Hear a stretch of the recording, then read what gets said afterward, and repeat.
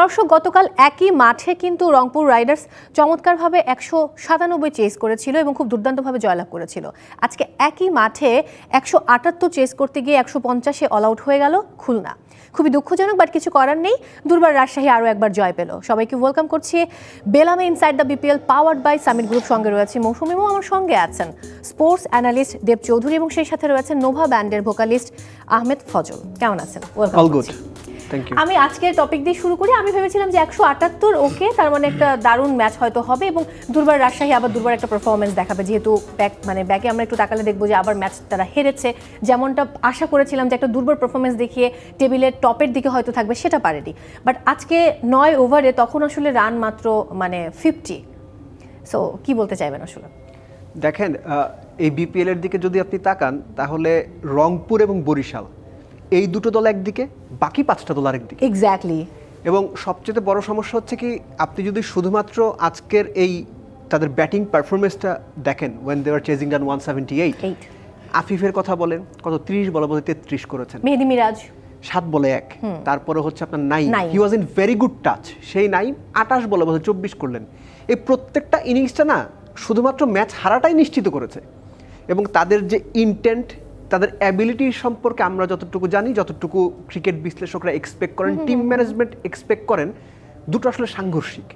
এবং তারা আজকে কোন ইন্টেনশন নিয়ে মাঠে নেমেছিলেন বা তাদের গেম অ্যাপ্লিকেশনটার জায়গাতে কোন ধরনের মাইন্ড সেট আপ ছিল, এগুলো নিয়ে প্রশ্ন তোলার যথেষ্ট সুযোগ রয়েছে। বাট তার মানে এই না আপনি অপোনেন্টের বোলিং পারফরমেন্সটাকে খাটো করে দেখবেন না, সেটা সুযোগ নেই। দে বোল্ড রিয়েলি ওয়েল।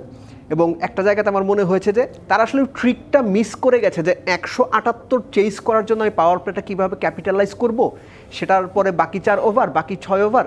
সো ওই প্ল্যানটাতে তাদের ব্যাটসম্যানরাই তাদের ডুবিয়েছে। সো এর চাইতে বেশি আমার আর কোনো কিছু মনে হয়নি। But come down to the back, মানে স্কোয়ার ওয়ান, যে ফার্স্ট 2 টিমস বরিশাল এবং রংপুর, এই দুজনকে বাদ দিলে না বাকি 5টা দলে কে কার চেয়ে কতটুকু বেশি খারাপ, এটার একটা প্রতিযোগিতা এই বিপিএলে চলছে। ওকে, আমি যদি একটু আহমেদ ফজলের কাছে যাই, বিপিএল দেখা হয়? এইবার আমি অ্যাকচুয়ালি ক্রিকেট থেকে খুব দূরে, নিজের ব্যস্ততা এবং অন্যান্য ব্যাপার নিয়ে খুব ব্যস্ত আর কি। আজকের ম্যাচ কি দেখা হচ্ছে? আজকের ম্যাচ আমি যতটুকু খবর পেয়েছি, রায়ান এবং আকবর আলী এরা খুব ভালো পারফর্ম করেছে। একটা ভালো পার্টনারশিপ ছিল, ওপেনিংটা ভালো ছিল মোটামুটি। তো আমার মনে হয় এটাই হলো তাদেরকে কামব্যাক করার জন্য খুব পজিটিভ একটা কন্ট্রিবিউশন রেখেছে আর কি। এটুকুই আমি যতটুকু খবর পেয়েছি আর কি, দেখার সৌভাগ্য হয়। কিন্তু দেখেননি বাই দ্য ওয়ে, বাট আমার এই শোতে আসার আগে একটু দেখে আসলে আমার জন্য খুব ভালো হতো। আমি একটু স্ক্রিনে চোখ রাখবো, স্কোর কার্ডটা দেখে নিতে চাই এই মুহূর্তে। ওয়েল, রায়ান বার্ল, যেটা আপনি বলছিলেন, 29 বলে 48 রানের একটা দারুণ ইনিংস খেলেছেন, অপরাজিত থেকেছেন। ইয়াসির আলী 25 বলে 41, মোহাম্মদ হারিস 20 বলে 27। অন্যদিকে খুলনা টাইগার্সে যদি একটু তাকায়, আফিফ, যেটা ভাইয়া বলছিলেন যে আফিফ হোসেন 30 বলে 33, এবং টি-20তে এটা আসলে খুব বাজে অবস্থা। মোহাম্মদ নাইম 28 বলে 24 করেছেন, তার অবস্থা আরো খারাপ তার অবস্থা। মাহিদুল অঙ্কন 11 বলে 18। অন্যদিকে যদি একটু উপরের দিকে তাকায়, নাসুম আহমেদ 20 রান দিয়েছেন, 2টো উইকেট নিয়েছেন। মেহেদী মিরাজ 1 উইকেট নিয়েছেন 26 রান দিয়ে। আবু হায়দার 33 রান দিয়ে 1 উইকেট নিয়েছেন। অন্যদিকে তাসকিন যদিও 30 রান দিয়েছেন, 2টো উইকেট নিয়েছেন। সোহাগ গাজী 2টো উইকেট নিয়েছেন 27 রান দিয়ে। রায়ান বার্ল, আসলে রায়ান বার্ল কিন্তু ব্যাটে বলে দুর্দান্ত পারফরমেন্স দেখিয়েছেন, 13 রান দিয়েছেন, 2টো উইকেট নিয়েছেন। দেব চৌধুরী, আপনি রায়ান বার্লের সম্পর্কে জানতে চান? এক্স্যাক্টলি।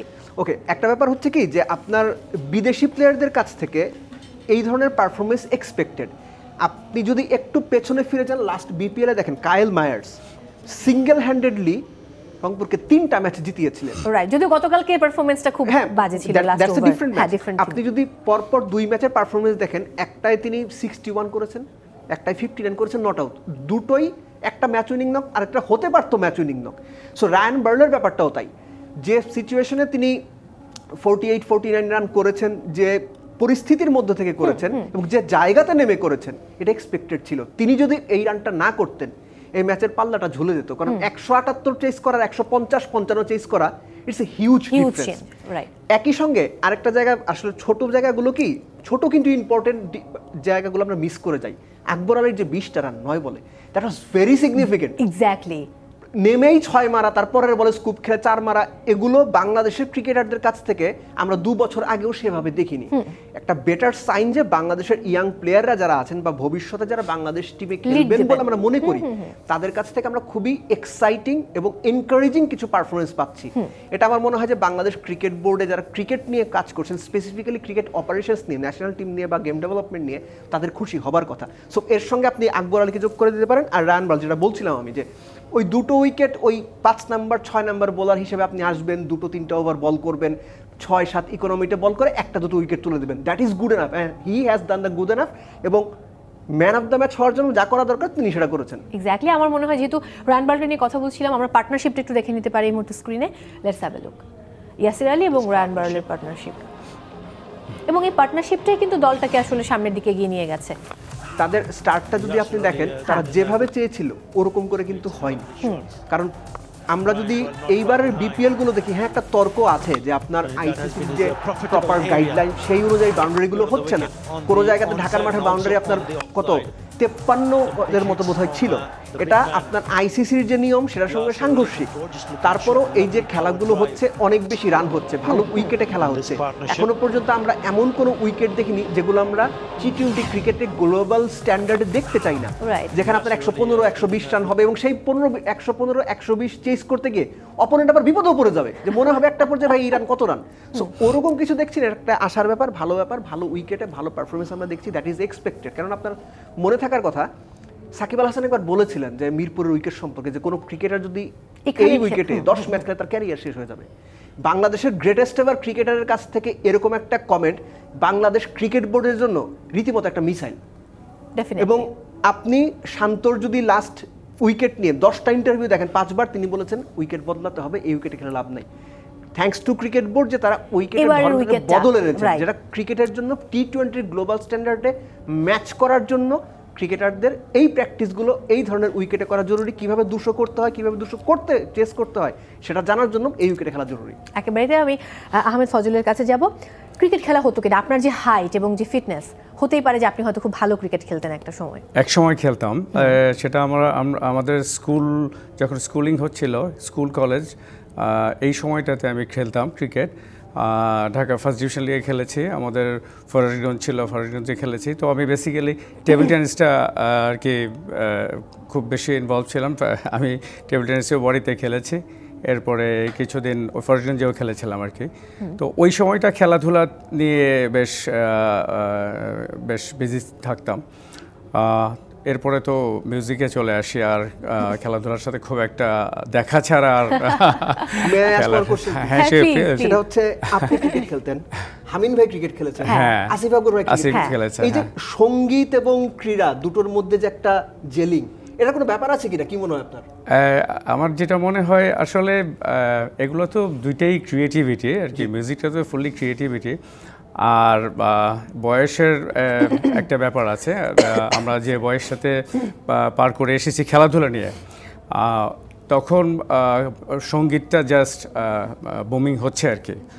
তো খেলাধুলার সাথে থাকতাম, আর রক মিউজিকটা যখন আসলো, তো আমাদেরকে রক মিউজিক খুব অ্যাট্রাক্ট করতো আর কি। হ্যাঁ, খুব বেশি ওই সময়টা দুইটাতেই স্পোর্টি আছে, দুইটাই রকিং। হ্যাঁ, দুইটাতেই প্রচুর স্টেমিনার দরকার আছে এবং সময় দেওয়ারও ব্যাপার আছে। তো ওই সময়টাতে আমরা যেহেতু রক মিউজিকটা জাস্ট বুমিং হচ্ছিল, স্টার্ট হচ্ছিল, তো খেলাধুলার থেকে আমরা জাস্ট সুইচ করেছিলাম মিউজিকে আর কি, গিটারটা নিয়ে। এরপরে আর ফিরে আসা হয়নি। আমার মনে হয় ওইভাবেই যারা আমরা জাহামিন ভাই ছিলেন, আসিফ আছে, যারা আমরা ওই একই সময় অবশ্য একসময় সুব্রদেব খেলাধুলা করতো, শুভ্রও খেলতো। তো ওইভাবে আর কি বলা যায় দুইটার মধ্যে আমরা লিঙ্ক করতে পারি। বাট এখন হয়তো এরকম পাওয়া যাবে না। এখন সবাই একটা ডিফারেন্ট প্ল্যাটফর্মে, সবাই এখন একটু ইন্টারনেট বা অন্যান্য সোশ্যাল মিডিয়ায় ব্যস্ত থাকে। না, আমি আসি, সেটা হলো যারা খেলাধুলা করছে ওরা জাস্ট খেলাধুলাটাকে, যেহেতু প্রফেশনালিজমটা গ্রো করেছে খুব বড় ধরনের, ওই ফোকাসটা একদিকেই থাকতেছে। মিউজিকটাও আমরা যারা মিউজিক করি, এখন যারা মিউজিক নিয়ে আছে, ওরাও ফোকাসটা মিউজিকেই রাখতেছে, বিকজ প্রত্যেকটা সেক্টরে কিন্তু প্রফেশনালিজমটা চলে আসছে। দ্যাটস ওয়াই আমাদের মতো মিক্সড একটা ইয়াতে আগের মতো আর পাওয়া যাবে বলে আমার মনে হয় না। কথা হচ্ছে অনেক, আমরা এই মুহূর্তে একটা গান শুনতে চাই, গান শুনে তারপর আমি আবার গল্পে যাব, না হলে হয়তো ব্রেকে যাব। আচ্ছা ওকে, আমি বেসিক্যালি এখানে আসছি গান শোনানোর জন্য। আমরা গানই শুনতে চাই।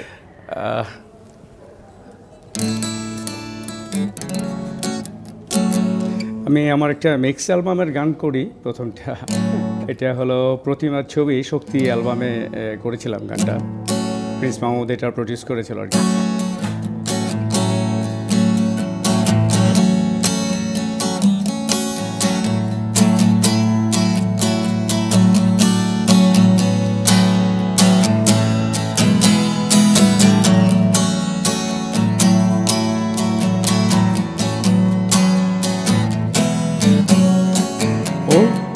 বিষয়ে দেখছো তুমি আমায়, দীর্ঘ নিঃশ্বাসে ভালোবাসা ব্যাকুলতায়, ভাবনা মেলে পাখা ক্লান্ত গধূলির পথ সাথী করে, আমি চেয়েছি তো সেই তোমার পর্ণে পর্ণে সুবর্ণ তুমি একটি মাধবীরা, ধোবা ধোবা ধোবা তুমি ছিলে আমার কামনায়, বিন্দু বিন্দু করা ভালোবাসা পার গড়িয়ে, পেলাম তোমায় আমি চুম করি আকাশ সন্ধ্যায়, প্রতিমার ছবি ও প্রতিমার ছবি,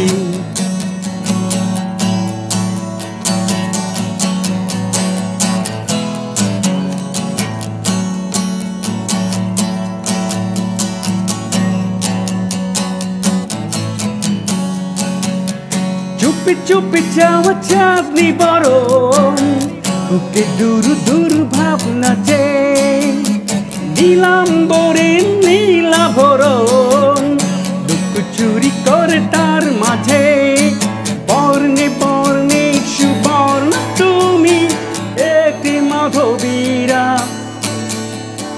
ধোবা ধোবা ধোবা তুমি ছিলে আমার কামনায়, বিন্দু বিন্দু করা ভালোবাসা পাহাড় গড়িয়ে,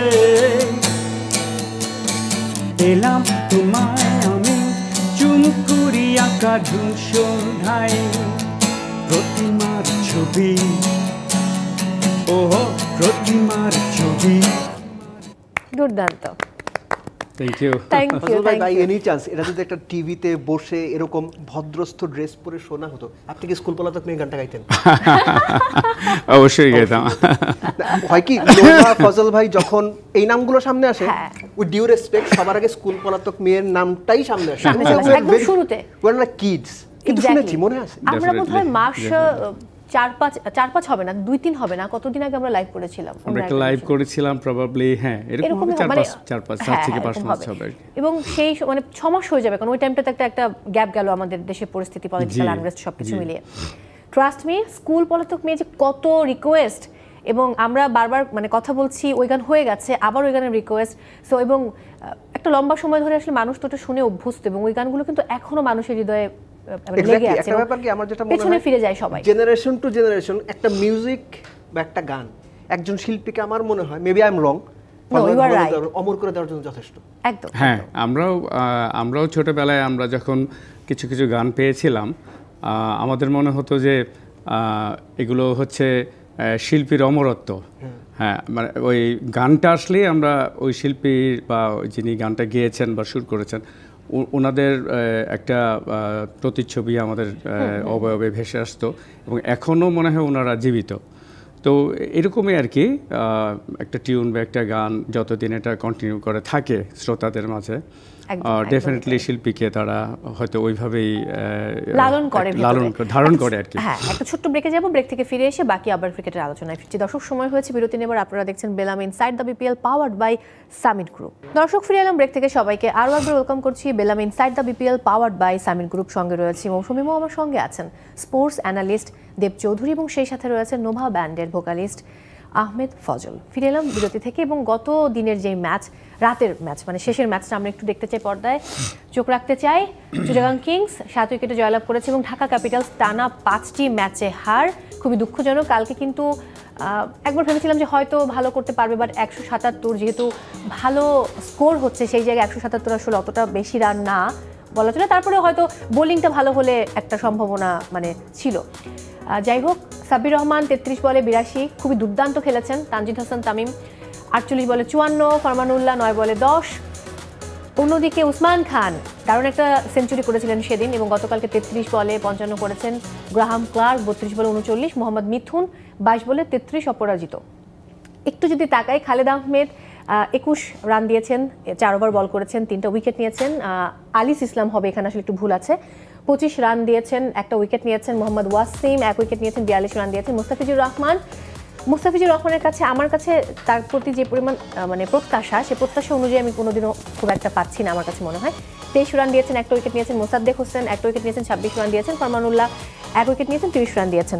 দেব চৌধুরী পুরোটা নিয়ে যদি ওভারঅল বলতে বলি গতকালকের ম্যাচটা নিয়ে, তাহলে কি বলবেন? মুস্তাফিজের কথা যেহেতু আপনি বললেন, 4 ওভারে কারণ হি বোল্ড রিয়েলি ওয়েল। হ্যাঁ, উইকেটের সংখ্যা দিয়ে আসলে তার ভালো বোলিংটা হয়তো হয় কি, আপনি ধরেন সাকিব আল হাসান ব্যাট করতে নামলো বা বিরাট কোহলি ব্যাট করতে নামলো, আপনি কিন্তু তাদের কাছে একটু বেশি এক্সপেকটেশনস থাকবে। সো ওই জায়গা থেকে যদি মুস্তাফিজকে আমরা যেখানে যে জায়গাটা দেখতে চাই সেই জায়গাটা দেখতে চাই, but comparatively he bowled really well. Sabbir ইনিংসটা আপনি খেয়াল করেন, এটা নিয়ে প্রচুর আলোচনা হয়েছে। আপনি যদি সোশ্যাল সাইটে যান, আপনি দেখতে পাবেন যে মানুষজন আফসোস করছে যে এই সাব্বির আমরা তাকে পাচ্ছি না বা পাইনি, বা যে সাব্বিরকে আমরা চেয়েছিলাম আক্ষেপ হয়ে রয়ে গেছেন। বাংলাদেশ ক্রিকেটে আক্ষেপের এরকম অনেক গল্প আছে, অনেক নাম আছে। আমার সবচেয়ে বড় পয়েন্ট আউটের জায়গাটা হচ্ছে তানজিদ তামিমের ইনিংস। 50 তিনি করেছেন, কিন্তু এই ধরনের ম্যাচে হয় কি, এই ধরনের 50 গুলো আপনাকে ম্যাচ হারানোর জন্য যথেষ্ট। এবং 48 বলে 54, আমি ওটাই বলছি, টি-20 ক্রিকেটটা এমন জায়গাতে পৌঁছে গেছে যে আপনি যদি প্রপার একটা ব্যাটিং ট্র্যাকে 48টা বল খেলেন, সেখানে কমপক্ষে আপনাকে 150 স্ট্রাইক রেটে রান করতে হবে। আপনি প্রথম 30 বলে যদি 40 করেন, পরের 15 বলে আপনাকে 30 করে দিতে হবে মিনিমাম। সো সাব্বিরের ইনিংসটার সঙ্গে আপনি যদি এটা কম্পেয়ার করেন, আপনার ঢাকা পড়ে যাবে ওর ইনিংসটা, যে 48 বলে 52-54 যাই তিনি করেছেন। এখন আপনি চিন্তা করেন যে 48 বলে তিনি যদি 70টা রান করতেন, কি পরিস্থিতি হতো। সো হয় কি, আমরা একটা সময় শুধুমাত্র নাম্বারের দিকে মনোযোগ দিই। যেমন আজকের ম্যাচ যদি আপনি দেখেন, আমি এটাতে আরেকটু পরে আসছি, আকবর আলীর এই 9 বলে 20, যেটা আমি শুরুতে বলছিলাম ম্যাক্সিমাম মানুষ ভুলে যাবে, কিন্তু ওই সিচুয়েশনে ওই 9 বলে 20টা রান খুবই ইফেক্টিভ। কি ম্যাচের জয় পরাজয়ের পাল্লা ঝুলিয়ে দেওয়ার ক্ষেত্রে এই ইনিংসগুলো অনেক বড় ভূমিকা রাখে। এই 48 বলে 54 ইনিংসটা আজকে ওই আফিফের 30 বলে 33টা এবং নাইমের 28 বলে 24টা, বেসিক্যালি এগুলোর মধ্যে কোনো পার্থক্য নেই, পার্থক্য শুধু নাম্বারে। কিন্তু গেমে ইম্প্যাক্টের ক্ষেত্রে এগুলো আসলে ম্যাচকে এমন একটা জায়গাতে নিয়ে যায় যেখান থেকে আপনি আর অনেক ভালো জায়গায় যেতে পারতেন। সাব্বির ওই ইনিংস দেখলে ওরা কত রান করতো, 150 করতে পারতো না হয়তো, কেন ওই ইনিংসটার কারণে। সো হয় কি, আপনি টপ অর্ডারে যখন ব্যাট করবেন, আপনি যখন 40+ বল খেলবেন, মিনিমাম আপনাকে 150 স্ট্রাইক রেটে ভালো ব্যাটিং উইকেটে রান করতে হবে। সেটা যদি আপনি না পারেন, সেটা দলের জন্য একটা বোঝা হিসেবে কাজ করে। টি-20তে 10 বলে 8 রান করার চেয়ে ফার্স্ট বলে 0 করে আউট হওয়া ভালো। একদম একদম, এটা আপনার সাথে সম্পূর্ণ একমত। এবং সাব্বির যেভাবে খেলেছিল, জেসনরা এসেই তো চলে গেল, তিনি আসলে স্টে করতে পারলেন না। বাট ঢাকা ক্যাপিটালসের আসলে প্রবলেমটা কোথায় মনে হয়? কারণ এত অর্থলগ্নি করছে শাকিব খান মেগাস্টার, তিনি এত কিছু করলেন, এই থিম সং করলেন, পুরো তার কিন্তু ওই অ্যাবিলিটি আছে যে উড়িয়ে নিয়ে আসার জন্য অন্য কোনো ক্রিকেটার, কিন্তু দলের মধ্যে কেমন যেন মানে গোছানো ওই বিষয়টা আসলে নেই। আপনাকে একটা কথা বলি, শুরুতে আপনি একটা কথা বলেছেন, এত অর্থ ব্যয় করলেন। আমরা ছোটবেলায় পড়েছি ফজল ভাই, অর্থই অনর্থের মূল। হ্যাঁ, শুধু নায়ক শাকিব খান না, রংপুর প্রচুর টাকা খরচ করছে, এবং সবচেয়ে বেশি ব্যয়ের টিম সম্ভবত ফরচুন বরিশাল। আপনি যখন বিপিএল এর প্লেয়ার্স ড্রাফট হয়, এই যে ঢাকা ক্যাপিটালসের যে চেয়ারটা বা যে টেবিলটা ছিল, সেখানে আপনি ক্রিকেট সংশ্লিষ্ট কয়জন মানুষ দেখেছেন? তাদের কি কোচ আগে ঠিক করেছিল? বেসিক প্ল্যান যেটা, আপনার কোচ থাকবে, আপনার টিম ম্যানেজমেন্টের অপারেশনাল পার্ট থাকবে, তারা ডিসাইড করবে যে আমরা ভাই এই 30টা প্লেয়ার নেওয়া টার্গেট করে বোর্ডে বসবো। আপনি লটারি অনুযায়ী সবসময় তো সব প্লেয়ার পাবেন না। আমার 3টা অল্টারনেট, সে ফর এক্সাম্পল আমি একটা পেস বোলিং অলরাউন্ডার নিব, আমার 1 2 3 এই 3টা অপশন আছে। আমি 1 যদি মিস হয় 2-তে যাব, 2 যদি মিস হয় 3-তে যাব। ওর্স পসিবল কেসে তখন অন্য কিছু চিন্তা করো, 4th বা এনিথিং এলস, আমি জানি না। সো হয় কি, আমাদের বিপিএলটা যেভাবে হয়, এখানে স্পোর্টস যে মডেলটা বা বিপিএলের একটা প্রপার ফ্র্যাঞ্চাইজি স্ট্যান্ড আউট করানোর যে মডেলটা, এটা ছাপিয়ে ওই দেখানোর ব্যাপারটা বড় হয়ে যায়, যেটা আপনি মেনশন করলেন যে নাচ হচ্ছে, গান হচ্ছে, নায়ক আসছে, নায়িকা আসছে। There is nothing to do with cricket. এর সঙ্গে ক্রিকেটের কোনো সম্পর্ক নাই। আপনি অন্যান্য বিগ ব্যাশ লিগ হচ্ছে, আপনি কয়জন নায়ক নায়িকা দেখছেন? আইপিএলে নায়ক নায়িকারা দল কেনে, কিন্তু আমাদের দেশে যে ঘটনাগুলো হয়, এই নাচানাচি, শো অফ, এগুলো করে ক্রিকেট হয় না। এবং সেটা প্রমাণ হচ্ছে ঢাকা ক্যাপিটালসের পারফরমেন্সে। ঢাকা ক্যাপিটালস যদি এই টুর্নামেন্টে সবগুলো ম্যাচ হারে, তা তো আপনি অবাক হবেন না। রিয়েলিটি হচ্ছে যাদের ক্রিকেটটা মেনটেন করার কথা, যারা ক্রিকেটটা ঠিক করবেন, তারা যখন বাইরে থাকেন এবং ক্রিকেট ঠিক করতে না পারা লোকজন যখন ফ্রন্ট সিটে চলে আসেন, তখন যে জিনিসটা হবার কথা ঢাকা ক্যাপিটালসের তাই হয়েছে। আপনি যতই টাকা ঢালেন, যতই যা করেন, তাতে আসলে রেজাল্ট খুব বেশি ভালো পাওয়ার সম্ভাবনা নাই। একদমই তাই। এবং আমি যদি আহমেদ ফজলের কাছে যাই, তার সঙ্গে নিশ্চয়ই আপনি একমত? সম্পূর্ণভাবে একমত। কারণ আপনি ক্রিকেটের সাথে আমরা এখন এটাকে লগ্নি করা যেটা বলা হয়, মানে বিজনেসটাকে আমরা খুব বেশি হাইলাইট করে ফেলছি। এটা হয়তো আমাদের অন্য কোনো দেশ থেকে আমরা এটা নিয়ে এসছি, ইন্সপায়ার্ড হয়ে নিয়ে আসছি, যেটা আমরা বরাবরই প্রত্যেকটা ক্ষেত্রে আমরা দেখি। স্পেশালি আপনার সিনেমা বা অন্য অন্য যে ইয়াগুলোতে আছে, আমরা ফলো করাটাকে খুব পছন্দ করি। এবং এটা বোধহয় আমাদের কাছে মনে হয় this is the easiest way to bring something in focus. তো আমার যেটা মনে হয় যে আমরা দেব যেটা বললো ইজ ভেরি ইম্পর্ট্যান্ট। আমি যখন ক্রিকেটকে ফোকাস করব, ক্রিকেট খেলবো, আর ক্রিকেট খেললে আমাকে ক্রিকেটটাকেই প্রাধান্য দিতে হবে। এখানে অপারেশনস আছে, অর্গানাইজিং ক্যাপাবিলিটি আছে, অ্যাজ ওয়েল অ্যাজ প্লেয়িং যে ব্যাপারটা আছে এবং প্লেয়ার সিলেকশন যেগুলো আছে, তো এগুলোকে ইম্পর্টেন্স দিতে হবে। আমরা এর বাইরে কনসার্ট বা আমি যদিও মিউজিকের লোক, তো এর বাইরে কনসার্ট বা ওই শিল্পী এনে এখানে অন্যদিকে ফোকাস করাটা, এটা আমার কাছে মনে হয় ব্রাদার এটা ক্রিকেটের মানকে আরও নামাচ্ছে, অন্যদিকে আমরা মনোযোগী হয়ে পড়ছি। এটা অনেক আগের থেকেই শুরু হয়েছে। আমার মনে হয় এটা থেকে আমাদের ফিরে আসা উচিত, প্রফেশনালিজমটা গ্রো করা উচিত আমাদের প্রত্যেকটা সেক্টরে, নট অনলি ক্রিকেট, সব সেক্টরে আমাদের একটা প্রফেশনালিজম গ্রো করা উচিত। আমরা যেটা আমাদের মেইন ফোকাস, সেখানে আমরা থাকা দরকার। অন্য কোথায় কি হচ্ছে বা অন্য কোন দেশে কি করছি আমরা, এগুলো বোধহয় আমাদের এখন সময় আসছে। তবে ফোকাসটা দুদিকে থাকলে কিন্তু খুব বেশি ভালো হতো, যে আমরা আনন্দও করছি, খেলাটাও খুব ভালো হচ্ছে। বাই দ্য ওয়ে, আমি একটু সিলেটে চলে যাব, সেখানে রয়েছেন আমাদের সহকর্মী শাহরিয়ার হোসেন। আমি জাস্ট একটু অ্যাড করতে পারবো? আমি আনন্দ করব ক্রিকেট দিয়ে, নট গান দিয়ে। আচ্ছা, ওকে। আমরা চলে যাব এই মুহূর্তে মাঠে, সেখানে রয়েছেন আমাদের সহকর্মী শাহরিয়ার, কথা বলবো তার সঙ্গে। শাহরিয়ারকে কি পাওয়া যাচ্ছে? হ্যালো শাহরিয়ার, নিশ্চয়ই আমাকে শুনতে পাচ্ছেন? আমি যদিও আপনাকে খুব একটা ক্লিয়ার দেখতে পাচ্ছি না। আজকে যেহেতু আবারও ঢাকা ক্যাপিটালসের ম্যাচ রয়েছে এবং সিলেট স্ট্রাইকার্সের ম্যাচ রয়েছে, সামগ্রিক পরিস্থিতি এবং এই ম্যাচ নিয়ে আপনার কি বলার আছে আমাদের উদ্দেশ্যে?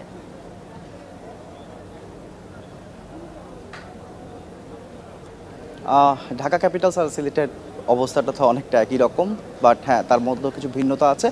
আর ঢাকা ক্যাপিটালস কিন্তু মাঠের খেলার যে পারফরমেন্স, ওদের ব্যাটিং বোলিং একটু বেশি খারাপ বলা চলে। বাট সিলেটের ব্যাপারটা হচ্ছে যে সিলেট কিন্তু কয়েকটা ম্যাচে খুব ভালো ব্যাটিং করেছে, তারপরে হয়তো বা ম্যাচ জিততে পারেনি। বাট আসলে 1 রানে যেটা হার আর 100 রানে যেটা হার একই কথা। রেজাল্ট হচ্ছে 2 দলের শূন্য। তো 2 দলই চাইবে যে আজকে প্রথম জয়টা পাওয়ার জন্য। আর যদিও সিলেটের হোম গ্রাউন্ডে খেলা, হোম গ্রাউন্ডের একটা ব্যাপার আছে, হোম অ্যাডভান্টেজ তারা হয়তো বা পাবে। সেই হিসাবে আজকের ম্যাচে সিলেট অবশ্যই কিছুটা এগিয়ে থাকবে। আর ঢাকা অবশ্যই চাইবে যে একটা মরণ কামড় দেওয়ার জন্য, কারণ আজকে কিন্তু ঢাকার ডু অর ডাই ম্যাচ বলা যায়। আজকে হারলে অফিসিয়ালি টুর্নামেন্ট থেকে বাদ, তারা এমনিই অনেকটা বাদের তালিকায় আছে, বাট আজকে হারলে কিন্তু অফিসিয়ালি টুর্নামেন্ট থেকে বাদ হবে। বাট একটা নিয়ম অনেকটা নিয়ম রক্ষার না, আজকে ডু অর ডাই ম্যাচ, যেটাকে বলে। এর আগেই ঢাকার অবস্থা একটু খারাপ, বাট আজকে যদি ঢাকা হারে তাহলে সেটা অফিসিয়ালি তারা বাদ পড়বে। আর সিলেটের জন্য সুযোগ ঘরের মাঠে ঘুরে, এখন দেখা যাক তারা কতটুকু ঘুরে দাঁড়াতে পারে। মৌ, থ্যাংক ইউ শাহরিয়ার আমাদের সঙ্গে যুক্ত হওয়ার জন্য। একটু বোধহয় নেটওয়ার্কের প্রবলেম রয়েছে, আমি ক্লিয়ার দেখতে পাচ্ছিলাম না। একটা ছোট্ট ব্রেকে যাব, ব্রেক থেকে ফিরে এসে আমি বাকি আলোচনায় ফিরছি। দর্শক, সময় হয়েছে আরও একটি বিরতি নেবার। আপনারা দেখছেন বেলাম inside the BPL, powered by Summit Group. দর্শক, ফিরে এলাম ব্রেক থেকে, সবাইকে আরও একবার ওয়েলকাম করছি বেলামে inside the BPL, powered by Summit Group. সঙ্গে রয়েছে মৌসুমি মৌ, আমার সঙ্গে রয়েছেন স্পোর্টস অ্যানালিস্ট দেব চৌধুরী, এবং সেই সাথে রয়েছে নোভা ব্যান্ডের ভোকালিস্ট আমাদের ভালোবাসার আহমেদ ফজল। আমরা একটা গান শুনবো, তারপর আমরা আলোচনায় যাব।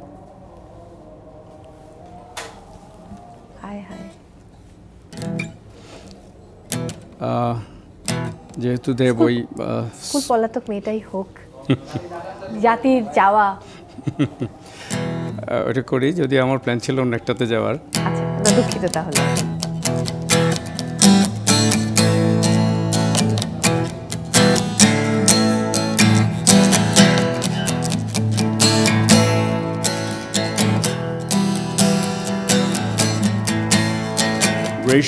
চুরি হাতে এলোমেলো চুল, স্কুল পলাতক মেয়ে করছে ব্যাকুল, দূর দূর কাপে বুক যদি দেখে হাই, এভাবে কি তার সাথে প্রেম করা যায়? বুঝেও না বুঝে তুমি গেছো বহু দূর, ব্যথায় ভরা তুমি নাই, তুমি নাই, তুমি নাই বাসরে। কত ফাগুন যায় বলো কি করে, তুমি নাই, তুমি নাই, তুমি নাই বাসরে। কত ফাগুন যায় বলো কি করে।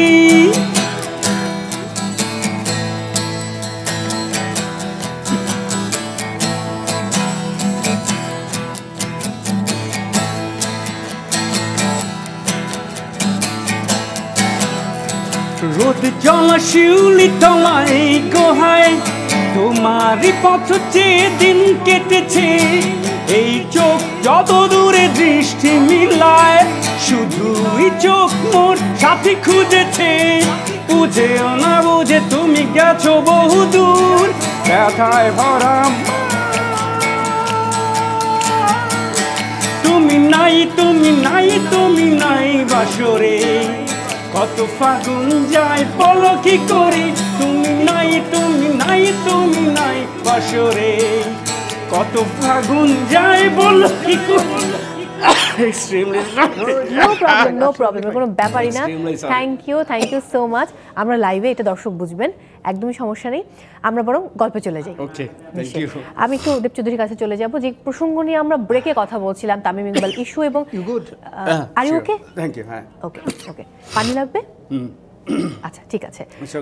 যদি আমরা একটু তামিম ইকবালের প্রসঙ্গে যাই, আমরা দেখছিলাম যে অনেকগুলো নিউজ আমি পড়েছি, যেমন একটাতে পড়েছি নাজমুল চায়, শান্ত চাইছে তার 4 বড় ভাইকে নিয়ে তিনি চ্যাম্পিয়ন্স ট্রফিটা খেলতে, সেখানে তামিম, সাকিব, মুশফিক এবং মাহমুদুল্লাহ রিয়াদ থাকবেন।